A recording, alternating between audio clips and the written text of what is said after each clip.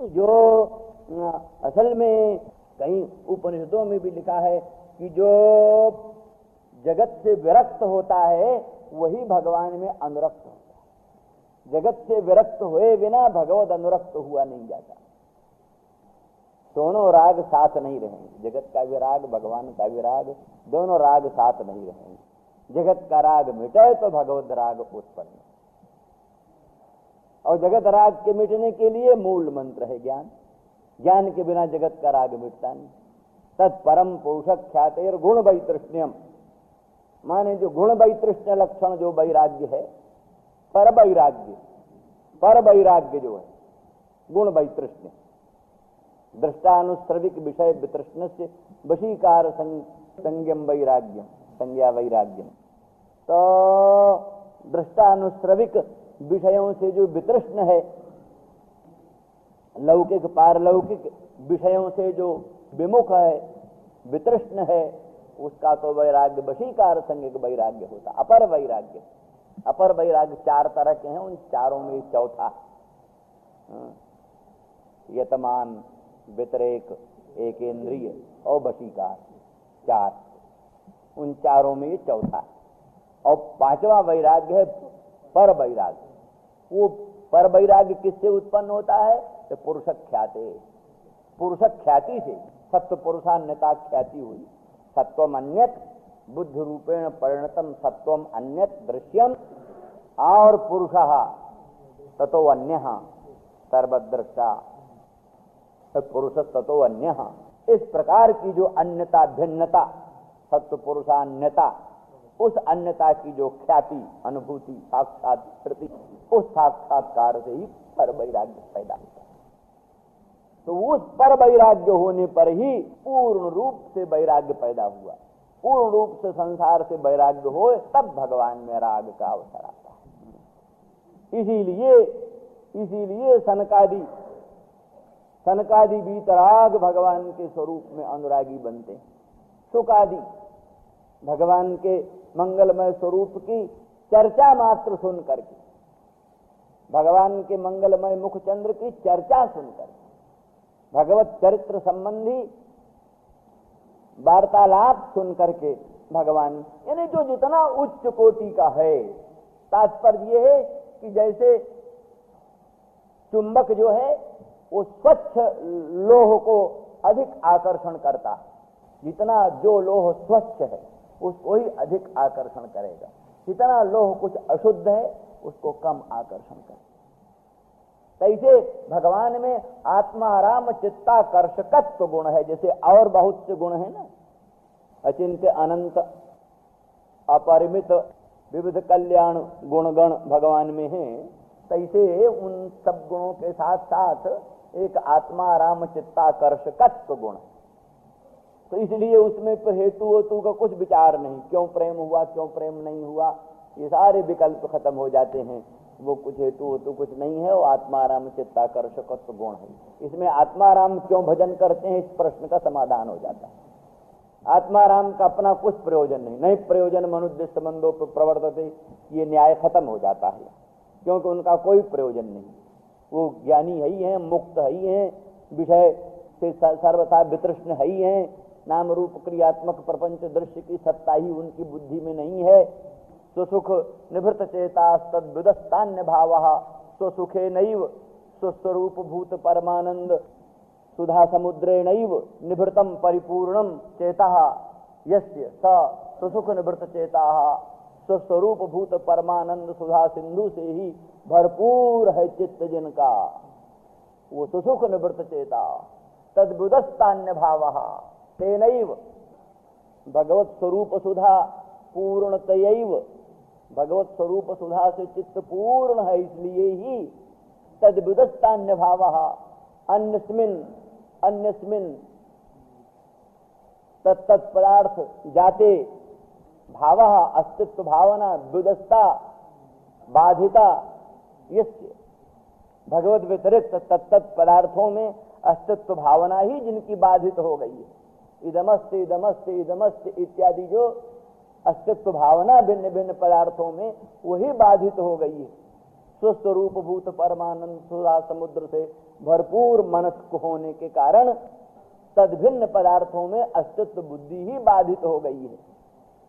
तो फिर काहे को किधर क्यों उनका चित्त आकृष्ट होगा, तो कुछ प्रयोजन नहीं।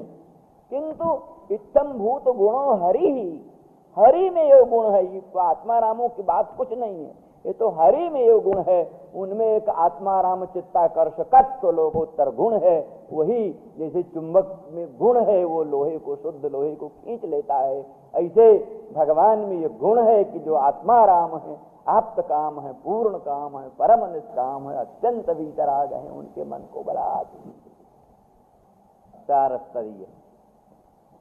तो वहां पर भी कहा सारा धैर्यम अंतःकरण से धैर्यम यस्य, अजित अजित रुचिर लीलाओं से आकृष्ट हो गया है सार धैर्य जिनका, एक ब्रह्म निष्ठा जनित जो धैर्य विशेष होता है, निश्चलता विशेष होती है ब्रह्मनिष्ठा जनित निश्चलता। कहते हैं चाहे चाहे चाहे चंद्रमा ठंडा हो जाए, चाहे सूरज, चाहे चंद्रमा गर्म हो जाए, चाहे सूरज ठंडा हो जाए, चाहे समुद्र उद्वेलित होकर विश्व विप्लावन कर दे, चाहे मेरु चूर्ण चूर्ण हो जाए, परंतु ब्रह्मनिष्ठा जनित जो नैश्चल्य तत्वविद की है वो टस से मस नहीं होती इधर उधर। इतो न किंचित परतो न किंचित जतो जतो जान ततो न किंचित विचार्य पश्यामि जगन न किंचित स्वात्मावबोधाद परन न किंचित। इस निष्ठा में जो स्थित हैं तो दुनिया में उथल पुथल मच जाए पर उनकी निष्ठा में जरा सा भी हलचल नहीं पैदा होती। ये जो सार है, धैर्य है, निश्चलता है, वो सब अजित रुचिर लीला कृष्ण सार है।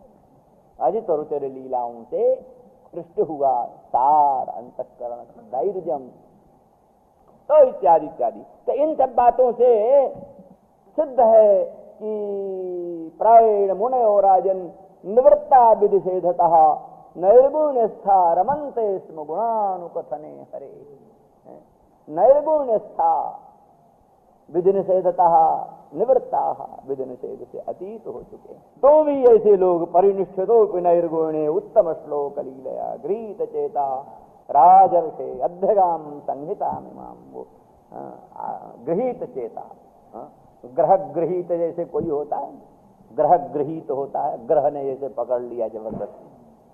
दुनिया के ग्रह हैं, ग्रह किसी पर लग गए, एक ग्रह नवग्रह की आए थे, 8 ग्रह आए थे, ग्रह गृहीत पुण्य बात बस। तो ग्रह गृहीत हो जाता है कोई तो लाचार हो जाता है।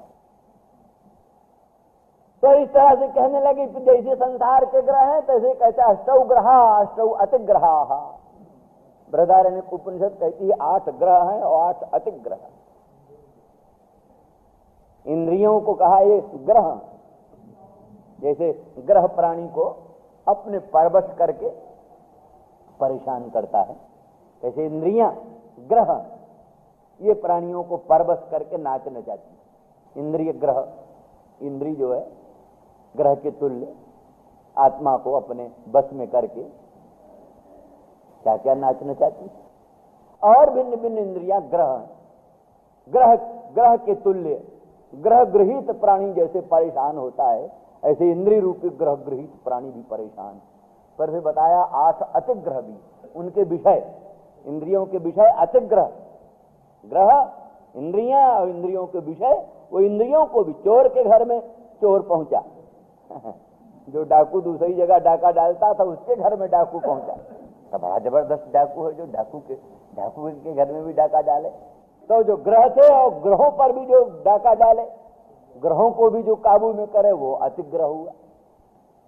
पर ग्रह और अतिग्रह सब पर जो डाका डालने वाला वो कोई कृष्ण ग्रह, कृष्ण ग्रह गृहीत आत्मा, कृष्ण ग्रह गृहीत आत्मा। वो कृष्ण ग्रह, उस ग्रह से जिसकी आत्मा गृहीत हो गई है वो तो नवेद जगदीदृशम, जगत जैसा है वैसा देखता ही नहीं, उल्टा ही देखता है नवेद जगदीदृशम, दुनिया जैसा जगत को देखता है वो कृष्ण ग्रह गृहीत आत्मा उस रूप में जगत को नहीं देखता, बिल्कुल दृष्टि बदल जाती।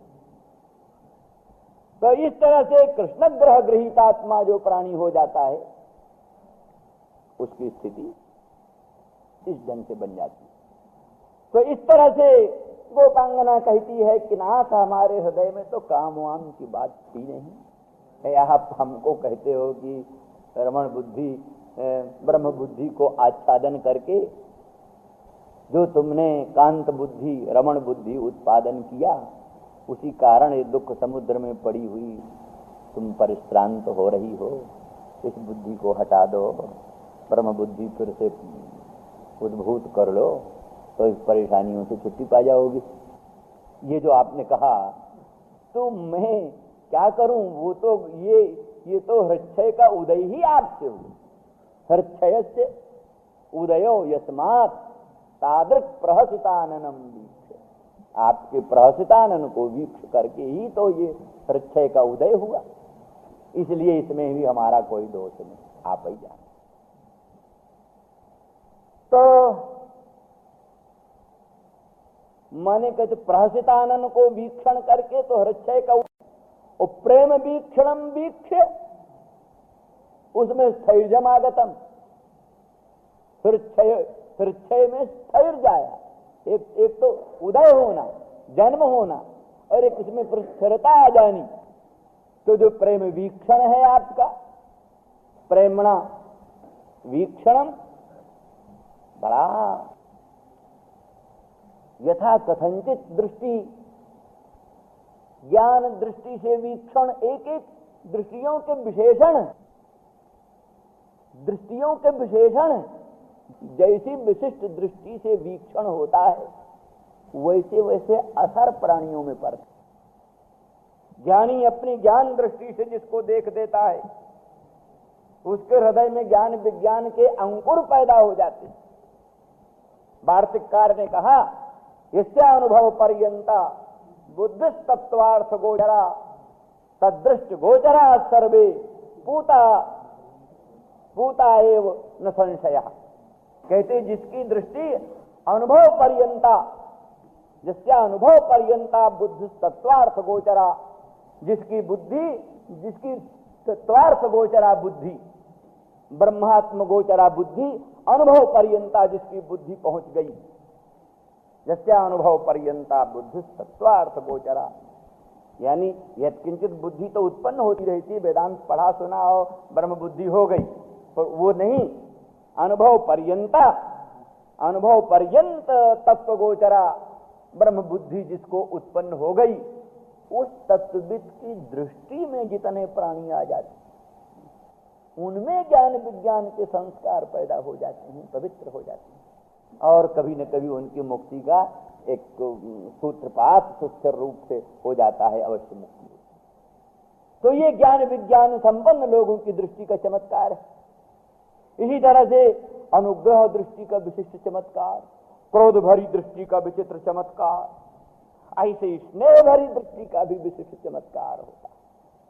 स्नेह भरी दृष्टि का विचित्र चमत्कार, तो यत्किंचित अवलोकन तो होता ही रहता है, पर स्नेहावलोकन का, स्नेहावलोकन, प्रेम वीक्षण जो है, उस प्रेम वीक्षण से वो जो हृच्छय हुआ, भगवत विषयक उत्कट अनुराग, भगवत सम्मेलन का अभिलाष, उस अभिलाष में स्थिरता। अर्थात पहले तो बुद्धि प्रेम वीक्षण बिना तो मुखचंद्र के दर्शन मात्र से, प्रहास युक्त मुखचंद्र के दर्शन से भगवत विषयक अभिलाष तो उदित हुआ, लेकिन अभी अभिलाष पूरा होगा कि नहीं होगा, संशयास्पद भी तो बात है। संशय रहता है, जो आप्त काम है, पूर्ण काम है, आत्माराम है, परम निष्काम है, अनंत कोटि ब्रह्मांडाधिष्ठान है, अदृश्य अग्राही अलक्षण अचिंत्य व्यपदेशी है, वो परात्पर पर ब्रह्म में हमारा अभिलाष उत्पन्न भी हुआ, तो भी हमको उस अभिलाष की पूर्ति का भी कोई ठिकाना है कि नहीं। इसलिए जब उनका प्रेम वीक्षणम हुआ, तब उसमें स्थिरता है। प्रेम वीक्षणम हुआ, रूखी दृष्टि से निहारते, ज्ञान की दृष्टि से निहारते, दूसरी और किसी दृष्टि से निहारते, तो वो जो अभिलाष है, भगवत सम्मिलन का अभिलाष जो है, भगवत अंग संग का जो अभिलाष है, उस अभिलाष की पूर्ति की संभावना न होने से उसमें स्थिरता न होती। क्योंकि ये नियम है कि अभिलाष की वृद्धि अभिलषित पदार्थ के सम्मिलन की संभावना से होती। अभिलषित पदार्थ के सम्मिलन की संभावना न हो तो अभिलाष की वृद्धि नहीं होती। किसी रंग को चिंतामणि के मिलने की इच्छा तो है, रंग चिंतामणि को चाहता तो है, लेकिन चिंतामणि के मिलने की संभावना नहीं है, इसलिए प्रेम उसमें उत्कट कहां होता है। किसी रंग को सम्राट बनने की इच्छा तो हो सकती है, लेकिन सम्राट बन सकने की संभावना जब होती है तब वो उत्कंठा सुदृढ़ होती है। नहीं तो सम्राट होने की इच्छा होने पर भी सम्राट बन सकने की संभावना नहीं है तो कहां। एक दीनहीन भिक्षुकी को सम्राट की सम्राज्ञी बनने की कामना भले हो, लेकिन असंभावित संभावना कहां। इसलिए निराशा पिशाची कहा। निराशा पिशाची, प्रेम मार्ग में निराशा पिशाची और आशा कल्पलता। तो नहीं आशा बंधे, कहते जब तक आशा तब तक भरोसा भाई। आशा के आधार पर प्रयास, आशा के आधार पर प्रयास, आशा भंग होने पर प्रयास शैथिल्य, प्रयास शैथिल्य होने से सब कुछ शैथिल्य खत्म। तो इसलिए यही कारण था। उधर भी तो है, सुखदेव जी ने पहला श्लोक सुना भगवान व्यास का, पहला श्लोक जो था ना, बरहा पीडम नटबर बपु कर्णयो कर्णकारम बिभ्रद बास कनक कपिशम वैजयंती जमालाम रंध्रान वेणोरधर सुधया पूरयन गोप वृंदैर्वृंदारण्यम सुपधर्मणम प्राभिषद गीत कीर्ति। श्लोकार्थ बड़ा अच्छा जचा, और जचा की वाह वाह वाह वाह, बहुत सुंदर चीज है, ये तो बहुत अच्छी चीज है। हाँ, ये जिसका रूप है बरहा पीडन नटवर बपू, बहुत अच्छी चीज है। फिर बुद्धि में आई, लेकिन ये मुझ भिक्षुकों से नाता क्यों जोड़ेगा। ये ऐसी वस्तु जो अनंत कोटि ब्रह्मांडाधीश्वर संप्रयोगात्मक विप्रयोगात्मक उद्बुद्ध उभय विद श्रृंगार रससार सर्वस्व निखिल रसामृत मूर्ति, ऐसा ये पूर्णतम तत्व मुझ जैसे भिक्षुकों से नाता जोड़ेगा, असंभव। अच्छा बैठो, चुपचाप रहो, बैठ गए। हृक्षय का उदय तो हो गया, हृक्षय का उदय तो हो गया, पर उसमें स्थिरता नहीं आई, स्थिरता नहीं आई। इसीलिए स्थिरता आती तो उसी समय आगे बढ़ते। हृक्षय का उदय हुआ पर वहीं रुक गया, आगे नहीं बढ़ सका, आगे नहीं बढ़ा। तो जब व्यास के शिष्यों ने जाकर व्यास भगवान को बतलाया, वो जो पाषाण प्रतिमा के तुल्य एक महापरमहंस अरण्य में समाधिस्थ रहता था, पाषाण प्रतिमा के तुल्य अचल समाधिस्थ परमहंस रहता था, वो आज आपका श्लोक सुनकर के वो मोहित हो, रोमांच हो गए, अंग अंग रोमांच कंटकित हो गए, कंठ गदगद हो गए, आंखों में आनंदाश्रु आ गए, और बड़ी विचित्र हालत थी। जैसे कहा हाँ फिर कहा फिर क्या, फिर कहा आया क्यों नहीं, कहा आए तो नहीं जाने। तो कहो हृक्षय का उदय तो हुआ, भगवत विषय का हृक्षय का उदय तो हुआ, पर रुक गया। क्यों रुक गया? यही सोचा होगा कि ऐसा आप्त काम पूर्ण काम परम निष्काम अनंत ब्रह्मांड नायक प्रभु मुझ जैसे अकिंचनों से संबंध क्यों जोड़ेगा। तब बोले अहो बकीजम स्तन काल कूटम जिघांसया पाए दप्य साध्वी लेभे गतिंधा प्रचितां ततोन्यम कंबा दयालुम शरणम ब्रजेम। ये सुनाया तब तक हो गई, आगे स्थिरता हुई उसमें, फिर चल करके उस हृक्षय में उदित हृक्षय में स्थिरता हुई। अर्थात ये वही माने हृदय में परम कारुणिकता है। अर्थात जब बकी पूतना लोक बालग्नि राक्षसी रुधिराशना पूतना जैसी राक्षसी लोक बालग्नि रुधिराशना को भी जिसने कि कालकूट विष स्तन में लगा करके पिला करके मारना चाहती थी, जिघांसा से, हनन इच्छा से, जिघांसा से जिसने कालकूट विषलिप्त स्तन पान कराया, उस पूतना लोक बालग्नि राक्षसी रुधिराशना को भी वो दिव्यात दिव्य गति प्रदान जिसने किया, धातृचिताम, धात्री या माता को जो दिव्यात दिव्य उच्च से उच्च गति चाहिए, उचित है, वो दिव्य गति जिसको प्राप्त हुई, तो कंबा दयालुम शरणम ब्रजेमो, जिघांसा की दृष्टि से प्रवृत्त प्राणी को भी जो आत्मसात कर लेते हैं, अपना लेते हैं, ऐसे परम दयार्णव, परम करुणा जलनिधि, अकारण करुण भगवान के लिए तो अकिंचन परम प्रिय है। क्या सोचते? अकिंचन तो उनको परम प्रिय है। तो फिर उत्कंठा हुई, आगे चल पड़े। तो इस तरह से भगवान के प्रहसितानन को वीक्षण करके हृक्षय का उदय तो हुआ, लेकिन अगर उनमें उदासीनता होती, निष्ठुरता या आप्त कामता की भावना होती, तो फिर वो हृक्षय में स्थायित्व न आता। लेकिन जब प्रेम वीक्षणम भगवत कर्तृकम प्रेम वीक्षणम, भगवत कर्तृक जो प्रेम वीक्षण माने वो जो प्रेमणा अनुरागी जनों को सस्नेह दृष्टि से देखा, गोपांगनाओं को, श्री ब्रज सीमंतिनी जनों को अनुराग दृष्टि से, प्रेम भरी दृष्टि से श्याम सुंदर मदन मोहन ने देखा, तब उनको विदित हुआ प्रभु हमसे स्नेह करते हैं, प्रभु हमसे प्यार करते हैं, प्रभु जैसे बड़े सुंदर हैं, बड़े मनोरम हैं, अनंत सौंदर्य माधुर्य सौरस सौगंध सुधा जलनिधि है, तैसे प्रभु परम करुणार्णव हैं और परम अनुरागी हैं, परम प्रेमवान हैं और अनुरागवान हैं। इस भावना से उस हृक्षय में स्थायित्व है। अच्छी बात है। फिर कल श्री राम जय राम।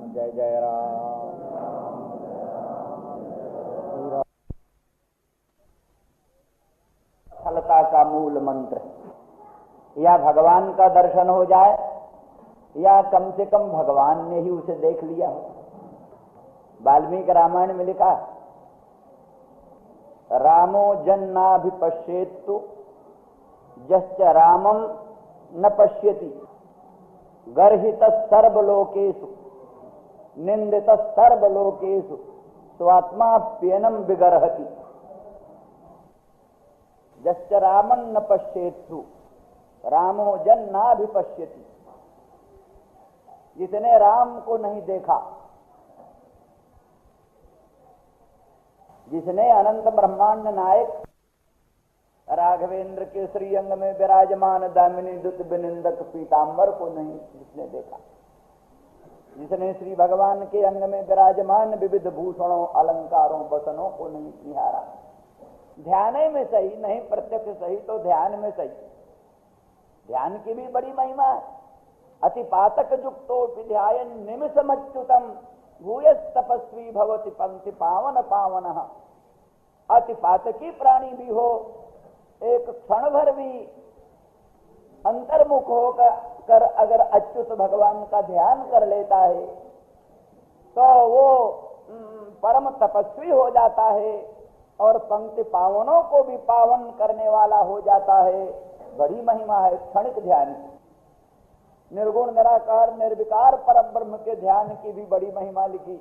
यस्य ब्रह्म विचारणे क्षणमपि स्थैर्यं मनः प्राप्नुयात् स्नातं तेन समस्त तीर्थफले दत्ता च सर्वावनि संसारात् समुद्रता स्वपितर त्रैलोक्य पूज्यो यसौ यज्ञानांच कृतं सहस्रमखिलं देवाश्च संपूजिताः यस्य ब्रह्म विचारणे क्षणमपि स्थैर्यं मनः प्राप्नुयात्। एक क्षण भर भी निर्विकार सर्वदृष्टा आत्मज्योति स्वप्रकाश ब्रह्म के विचार में जिसका मन स्थिर हुआ, उसने मानो संपूर्ण तीर्थों में स्नान कर लिया, मानो संपूर्ण यज्ञ जागादिकों का अनुष्ठान कर लिया, मानो अनंत धन धान्य से परिपूर्ण अखंड भूमंडल का उसने दान कर दिया, इत्यादि इत्यादि बड़ी महिमा लिखी। तो निर्गुण निराकार निर्विकार भगवान का ध्यान बन जाए या सगुण साकार सच्चिदानंद घन भगवान का ध्यान बन जाए, ध्यान में भी भगवान के स्वरूप का दर्शन होए तो जीवन सार्थक। नहीं तो भाई ये क्या नाम दिनमत रजनी सायं प्रातः श्योर क्या नाम शिशिर बसंतो पुनरायाता काल क्रीडति गच्छत्यायु और तदपि न मुंचत्याशा वायु। दिन बीता, रात बीती और ये लो शिशिर बीत गया, ये लो बसंत बीत गया, ये लो वर्ष बीत गया, ये लो देखत ही आई वृद्धाई जोते सपने होना ही बुलाई। देखते देखते वृद्धावस्था आ गई, जिसको कभी स्वप्न में भी नहीं बुलाया, आवाहन नहीं किया, आओ देवी जरा जरा भगवती आओ, कभी नहीं बुलाया, आकर विराजमान हो जाती है। इस प्रकार से महीने के महीने, ऋतु के ऋतु, संवत्सर के संवत्सर बीत जाते हैं।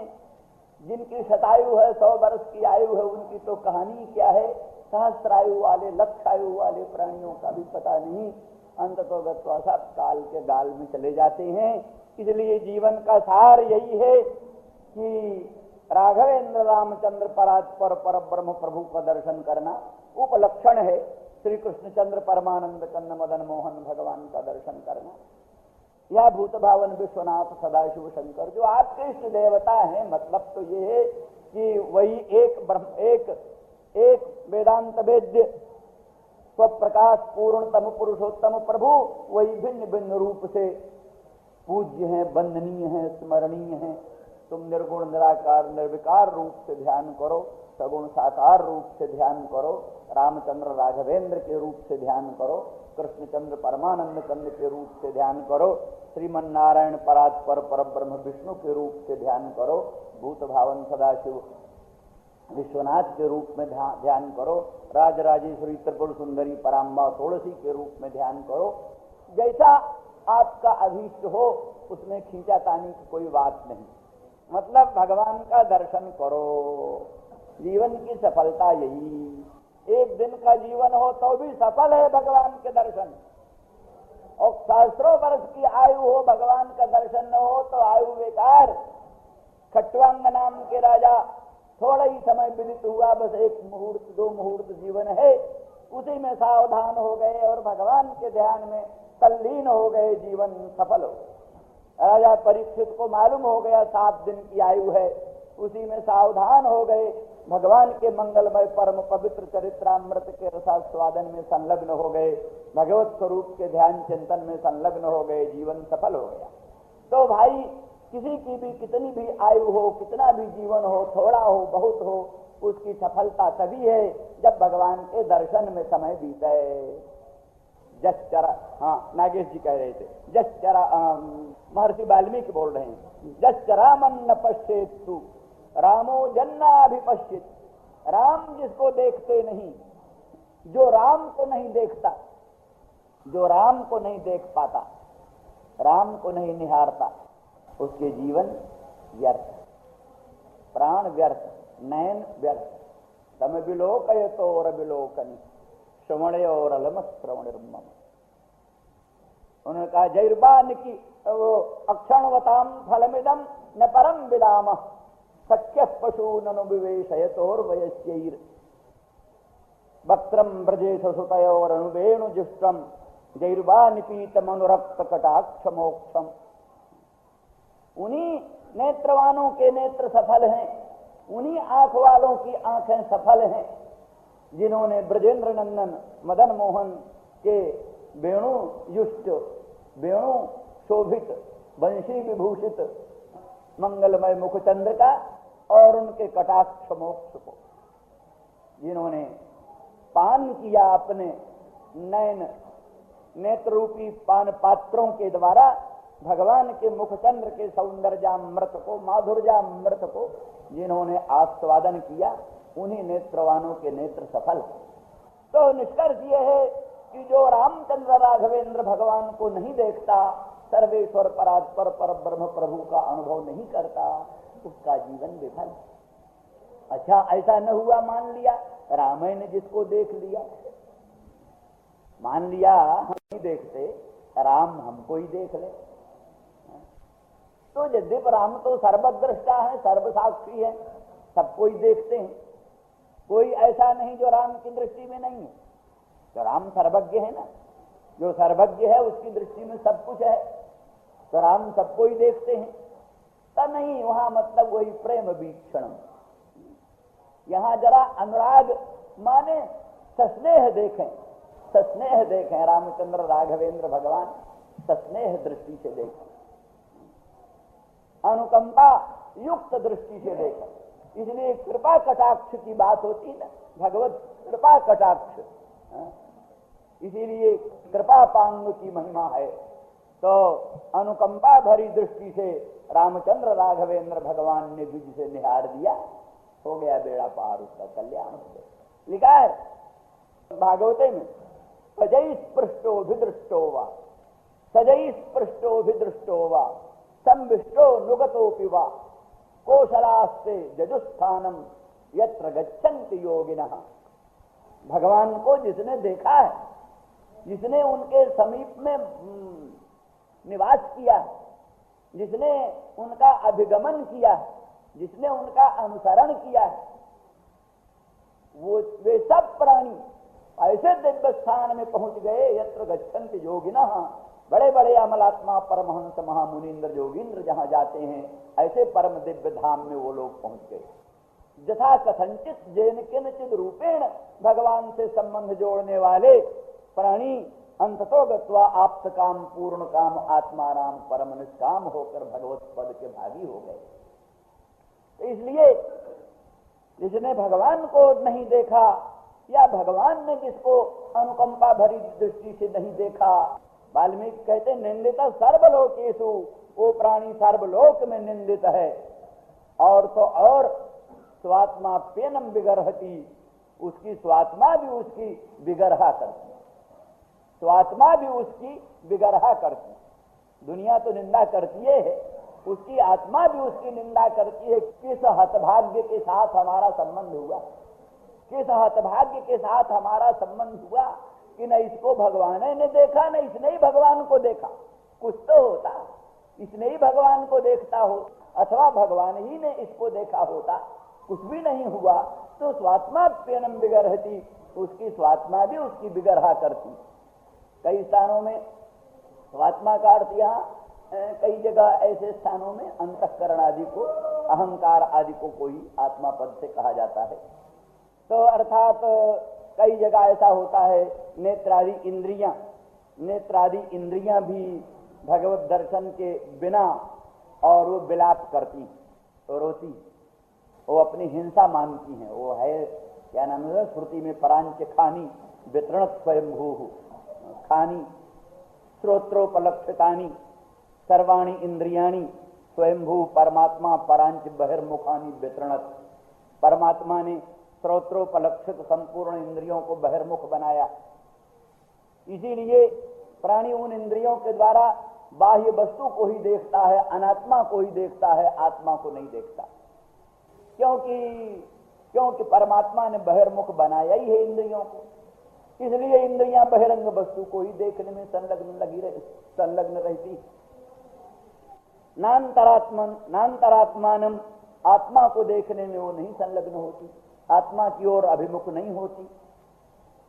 कश्चित धीर प्रत्यगात्मान इच्छत, कोई धीर, लाखों में करोड़ों में अरबों में कोई धीर पुरुष आवृत चक्षु होकर, बाह्य साध्य साधनात्मक प्रपंच से उपरत करण ग्राम होकर और अंतर्मुख होकर, और वो भगवान को देखने का प्रयास करता है, भगवान का अनुभव करता है, भगवान को देखता है। तो भगवान को देखना यही जीवन का सार है, ये हर दृष्टि से सिद्ध है। तो किंतु ये सब होता कैसे है? होता है प्रेमणैव वीक्षणम यस्य, प्रेम वीक्षणम, भगवान का दर्शन इतना कीमती है, महत्वपूर्ण है, लेकिन दर्शन हो कैसे? न चंद्र से तिष्ठत रूपमस्य, उसका रूप तो दृष्टि में आता ही नहीं। न चक्षुषा पश्यति कश्चनैनम, चक्षु से तो कोई उसको देख सकता ही नहीं, फिर कैसे उसका दर्शन हो? तब बोले प्रेम वीक्षणम, प्रेमणा वीक्षणम, प्रेम से उनका वीक्षण होता है। प्रेम से ही भगवान के मंगलमय मुखचंद्र का, प्रहसितानन का, प्रेमणा वीक्षणम यस्य, प्रहसिताननम का विशेषण माने वो प्रहसितानन कैसा है? उसका प्रेम से वीक्षण होता है। जो अनुरागवान हुआ, जो भगवान के चरणारविंद का भक्त हुआ, भक्ति करते करते जन्म जन्मांतरों के, जुग जुगांतरों के, कल्प कल्पांतरों के पाप पुंज नष्ट हो जाते हैं। पाप पुंजों के नष्ट हो जाने पर फिर भगवान में उसकी प्रवृत्ति सम्यक रूप से होती है, क्योंकि जैसांतगतम पापम जनानाम पुण्य कर्मणाम ते द्वंद्व मोह निर्मुक्ता भजन्ते माम दृढ़व्रता, यही सिद्धांत है। तो इस तरह से सत्कर्म करते करते, भगवत भक्ति करते करते, भगवत चरणारविंद में प्रेम जब उत्पन्न हो जाता है तो उसी प्रेम से नित्याव्यक्तो भी भगवान ईक्षते निज भक्तितः, अत्यंत अव्यक्त होने पर भी भगवान भक्तियुक्त चक्षु से भगवान का दर्शन होता है। जैसे यूं तो मना किया है, मन से भी दर्शन भगवान का नहीं होता, मन से भी भगवान का दर्शन नहीं होता। जन मनुषा न मनुते, जन मनसा न मनुते, मन से भगवान का मनन नहीं होता। लेकिन फिर कहा मनसैवानु दृष्टव्यम, मन से ही भगवान का दर्शन होता है, बुद्धि से भी भगवान का दर्शन नहीं होता, ऐसा भी कहा। फिर पर यह भी कहा कि क्या नाम, दृश्यते तुग्रया बुद्धिया सूक्ष्मया सूक्ष्मदर्शी भी, मैंने कुछ विशेषण लगाया। शास्त्राचार्योपदेश संस्कार संस्कृत बुद्धि के द्वारा, केवल बुद्धि से भगवत दर्शन नहीं होता, लेकिन शास्त्राचार्योपदेश जन्य संस्कार संस्कृत बुद्धि के द्वारा भगवान का दर्शन होता है। केवल मन से भगवान का दर्शन नहीं होता, किंतु शास्त्राचार्योपदेश जन्य संस्कार संस्कृत मन के द्वारा भगवान का दर्शन होता है। ऐसे ही केवल आंखों से भगवान का दर्शन नहीं होता, लेकिन प्रेम युक्त आंखों से श्री भगवान का दर्शन होने लगता है, श्री भगवान का दर्शन हो सकता है।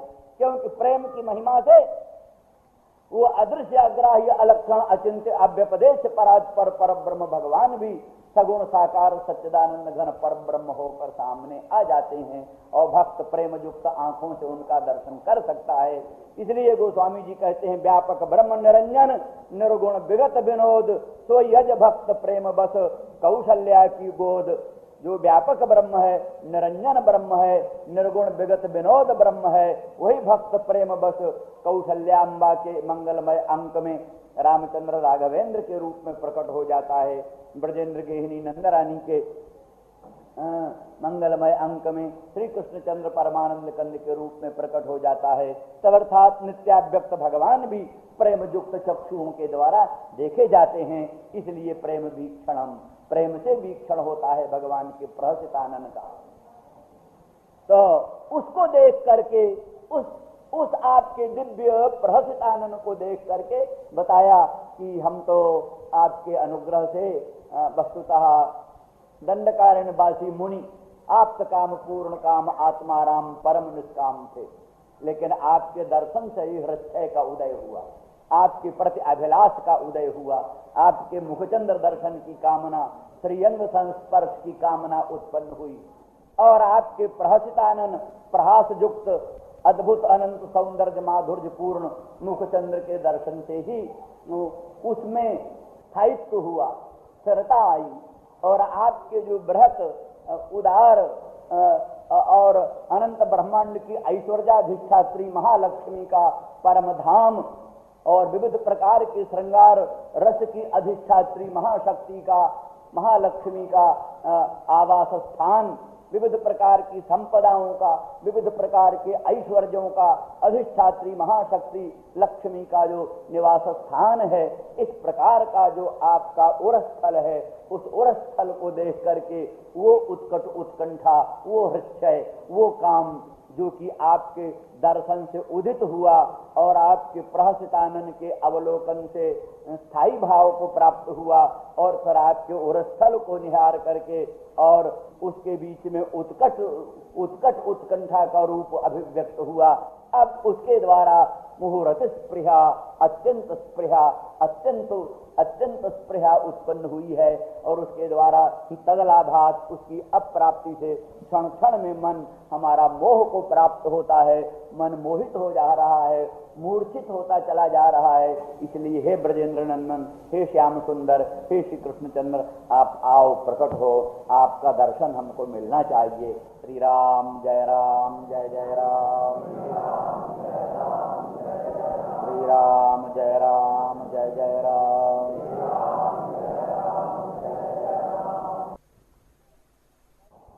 मुहूर्त स्पृहा मुह्यते मनः। गोपी गीत का महत्व बड़ा अद्भुत है। कहा जाता है कि गोपी गीत का वास्तविक अर्थ भगवान ही जानते हैं। जिसके लिए गोपांगनाओं ने गीत गाया है वही असल में उसका अर्थ जान सकती है। उनके अनुग्रह से ही कोई किंचित जानता है। सनातन गोस्वामी, रूप गोस्वामी आदि आरंभ करते हुए अपनी व्याख्या को कहते हैं, पीत श्री गोपिका गीत सुधासार महात्मनाम श्रीधर स्वामिनाम किंचित उच्छिष्टमुपचीयते। गोपिका गीत के अमृत को जिन्होंने पान किया, पीत श्री गोपिका गीत सुधासार महात्मनाम, गोपिका गीत अमृत के सार को जिन्होंने पान किया है, ऐसे जो श्रीधर स्वामी का जो कुछ उच्छिष्ट है उसी को हम बटोर रहे हैं, वो कहते हैं। ऐसे लोगों के बीच में वो सांप्रदायिक खींचातानी नहीं।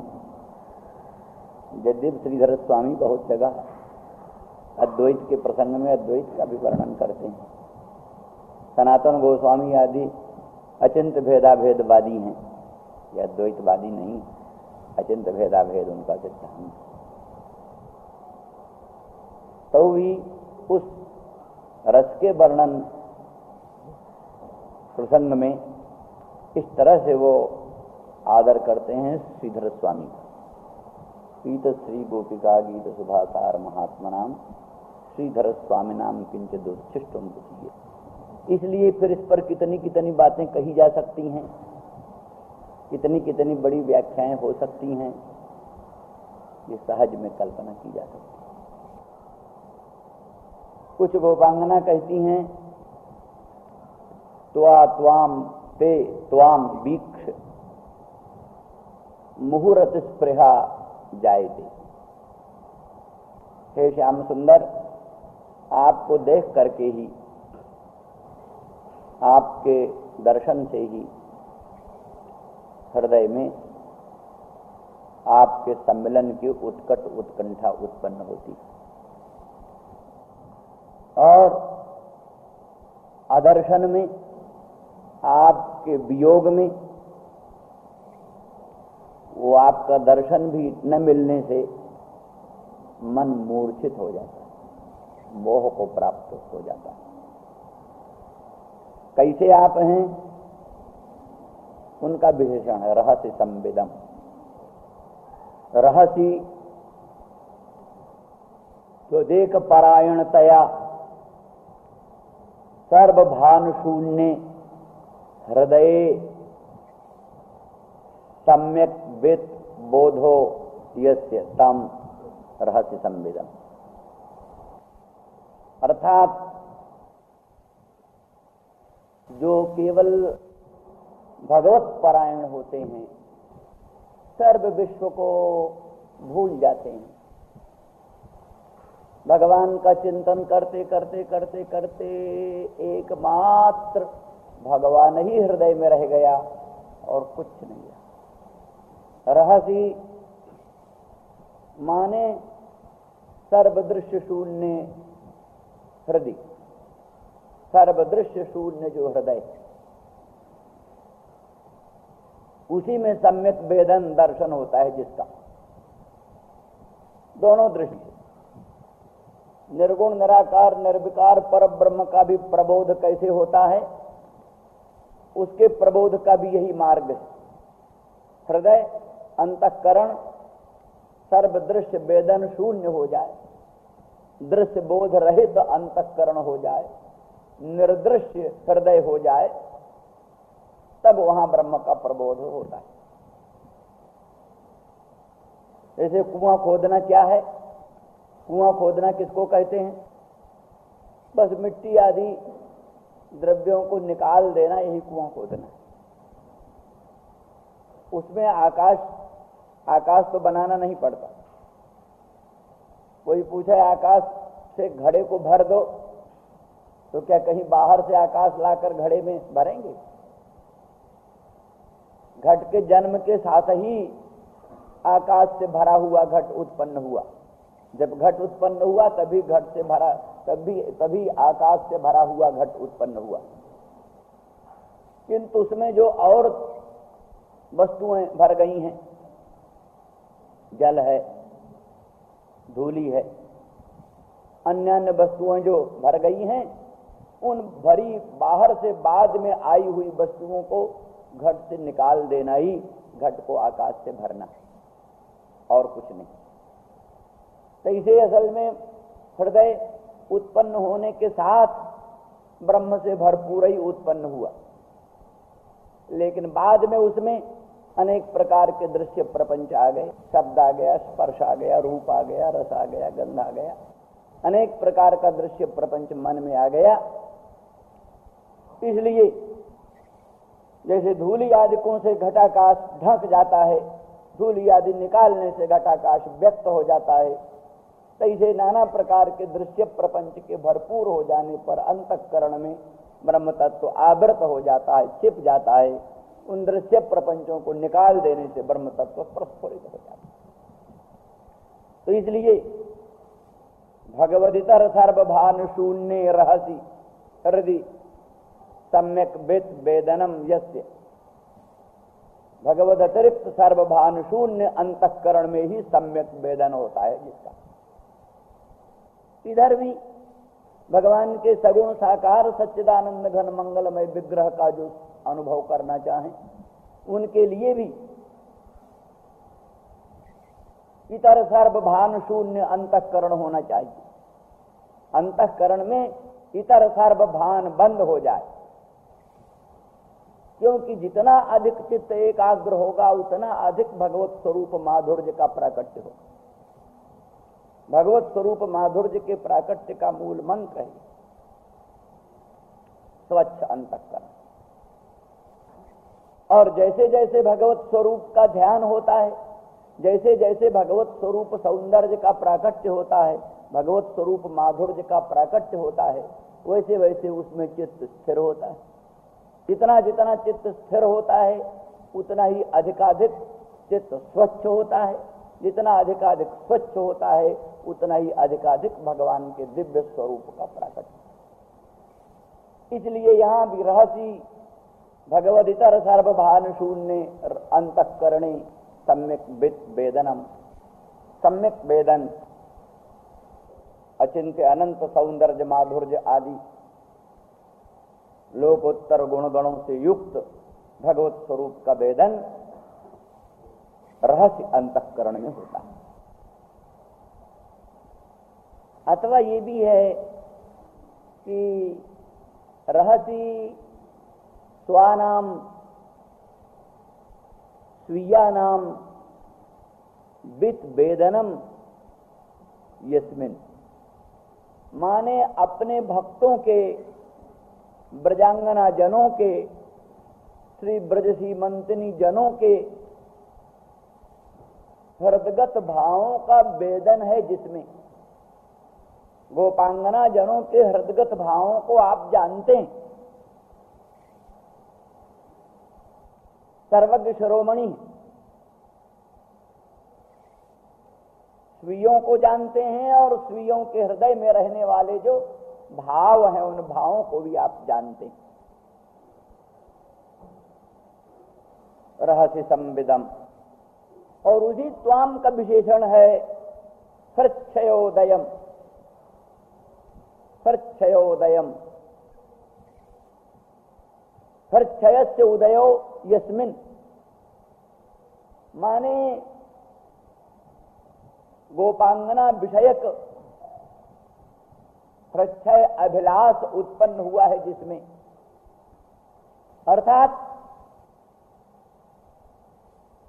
यदि भगवान को उदासीन रूप में भक्त देखें तो शायद उनके सम्मिलन की उत्कट उत्कंठा कम हो। उदासीन रूप में देखें, उदासीन स्तब्ध सततम गुण संगरहित भगवान सातः आदि काई, उदासीन भगवान हैं, निरपेक्ष हैं, उदासीन हैं, तो भगवत सम्मिलन की उत्कट उत्कंठा शायद कुछ कम हो। लेकिन जहां ये भाव होता है, इसीलिए विशेष बात होती है ना, माने जहां ये अनुभूत होता है कि हमारे प्रियतम पर प्रेमास्पद प्राणनाथ भी हमारे सम्मिलन के लिए उत्कंठित हैं, व्याकुल हैं। जैसे राघवेंद्र का वो संदेश, कही तरु रहो करत सोई पीरा, उरग श्वास सम विविध समीरा, बारिद तप्त तेल जनु बरिशा, कुबलय विपिल कुंत बन सरिषा। ये जो उनका संदेश है उसको सुन करके क्या है, प्रभु संदेश सुनत बैदेही, मगन प्रेम तनु सुधि नहीं तेही। तो वो प्रभु का संदेश सुन करके, अद्भुत लोकोत्तर संदेश सुन करके मन प्रेम में निमग्न हो गया और शरीर की सुधि नहीं रह गई, भूल गई। तो अर्थात उदासीनता के ज्ञान में, जहां ये ज्ञान हो हमारा प्रेमास्पद उदासीन है। यदि उच्च कोटि के प्रेमियों को तो इसकी परवाह नहीं होती, तो कही चुके हैं, मेघ नहीं परवाह करता तो भी मेघ के प्रति चातक अनुरागवान है, जल को ध्यान नहीं मीन का तो भी मीन जल के प्रति अनुरागवान है। लेकिन ये तो अभुच्चय है, जहां उदासीन में भी निरपेक्ष में भी प्रेमी लोग एकांगी प्रेम कर सकते हैं इतना अधिक, तहां फिर जहां पर क्या नाम समकक्ष प्रेम उभय निष्ठ हो, जहां आश्रय में और आलम्बन में समान कोटि का प्रेम हो, तहां तो फिर प्रेम की पराकाष्ठा का विकास होना स्वाभाविक। इस दृष्टि से तो प्रच्छयस्य उदयो जस्मिन, अथवा प्रच्छय के उदय योग्य अवस्थावा, जैसा ये भी कहा कि कोई